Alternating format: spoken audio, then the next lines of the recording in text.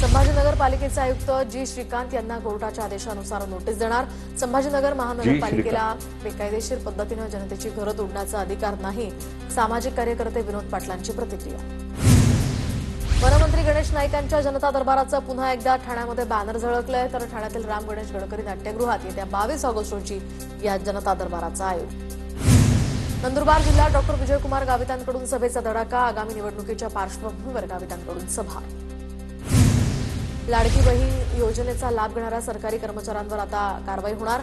योजनेचा लाभ घेणाऱ्या महिला कर्मचाऱ्यांवर शिस्तभंगाची कारवाई होणार। ग्रामविकास विभागाकडून प्रशासनाला आदेश।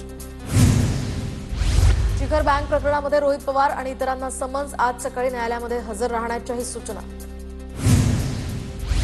अंजली दमानी यांनी धनंजय मुंडेंवर केलेल्या आरोपांवर आज सुनावणी। मुंडे मंत्री असताना कृषी खात्यात घोटाळा झाल्याचा दमानी यांचा आरोप। युवक काँग्रेसचे नवनिर्वाचित महाराष्ट्र प्रदेशाध्यक्ष शिवराज मोरेंचा पदग्रहण सोहळा। पदग्रहण सोहळ्याला प्रदेशाध्यक्ष हर्षवर्धन सपकाळ आणि माजी आमदार मोहन जोशींची उपस्थिती। जळगावच्या यावल तालुक्यातनं अजित पर्व युवा संवाद ग्राम संपर्क अभियानाला सुरुवात। एलईडी व्हॅनद्वारे शासकीय योजनांसंदर्भात यातनं जनजागृती केली जाणार। आमदार राजेश क्षीरसागरांच्या वाहनावर पोलीस स्टिकर।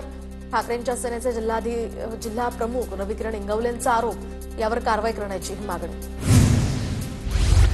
महामार्गावरील खड्डे वाहतूक कोंडी टोल वसुली चुकीची। खड्डे असणाऱ्या मार्गांवर टोल देण्यासाठी जबरदस्ती नको। सुप्रीम कोर्टाकडून केरळ हायकोर्टाचा नियम कायम।